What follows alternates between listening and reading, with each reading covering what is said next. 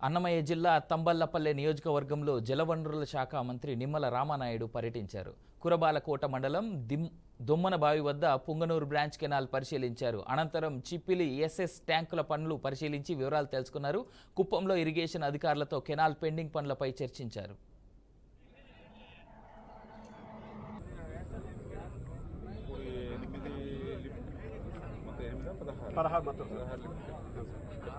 ఎనిమిది కాకుండా 16 కాదు 8 + 8 16 మొత్తం టోటల్ కట్టారు కదా.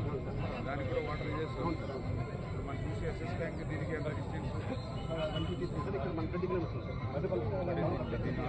మళ్ళీ దానికి సెపరేట్ ఈ కెనాల్ పక్కన నీళ్ళు చేస్తుంది.